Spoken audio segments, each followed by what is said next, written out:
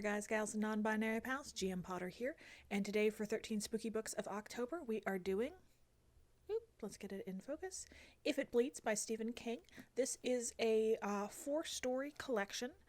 They're little novellas, short stories. It came out in 2020, and it is... If you like Stephen King, you're going to love this. It's not so much on the horror for a lot of the stories. There's horror, but there's also kind of mystery thriller stories. So let's get into it. The first story is called Mr. Harrigan's Phone, and it's got two distinct story parts to it. The first part is kind of a speculative fiction, but I would call it a retrospective speculative fiction because it's written... The first part of the story takes place in the past, but it's speculating on the world we will live in today. So it's written to take place in the past for a speculative fiction style. It's very meta. I enjoyed it. The second half of the story, though, is more, I would say, more Stephen King-esque.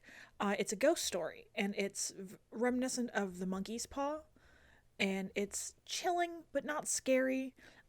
Feels kind of like an episode of The Twilight Zone, like a good episode of The Twilight Zone. So, fantastic. Mr. Harrigan's Phone is the first one, 5 of 5 stars. The second one is The Life of Chuck, which is a story in 3 acts, kind of told in reverse, but not really. It tells one man's life beginning at the end. The quote from this towards the end that stuck out in my mind as I was reading it is, "I am wonderful, I deserve to be wonderful, and I contain multitudes." And that kind of sums up the story. And it's bleak, and it's sad, and it's heartbreaking. There is a supernatural aspect to it. It also feels like there's a little bit of a sci-fi aspect to it. But it's just... It hurt my heart, and it left me misty-eyed, teary-eyed at the end of it. Like... It's one of those stories, like, it's not very long. I think The Life of Chuck is the shortest of the 4 stories in the book, but it's the one that stuck with me. Like, I finished reading this book a while ago, and it's stuck with me, and it's stayed in my head, and it's just, it gives you a lot to think about your impact, and about the lives you touch, and it's a wonderful story. I very much enjoy, I don't know if that's the right word, because it is so bleak and so sad, but the story meant a lot to me. Let's say it that way. The third story is the title story, If It Bleeds, which comes from an old news saying, which, if it bleeds, it leads.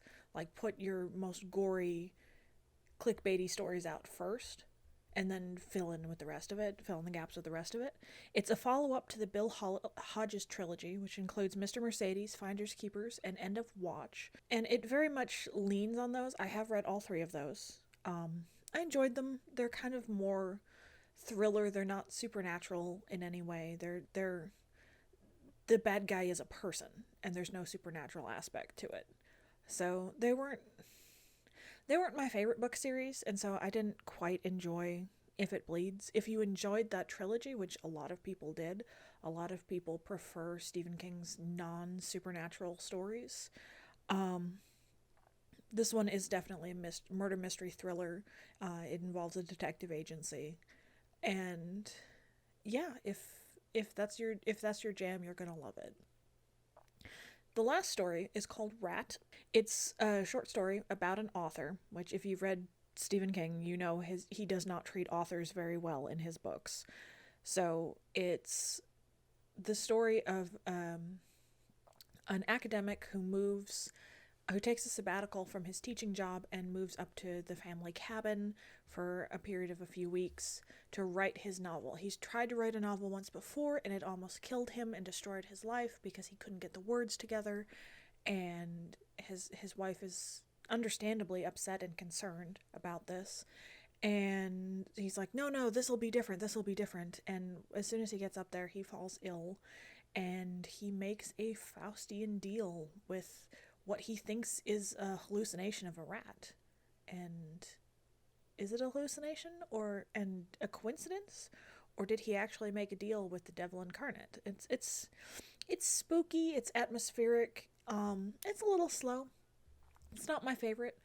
Overall, I say the book is a solid 4 stars. I'd give Life of Chuck 5 stars easily.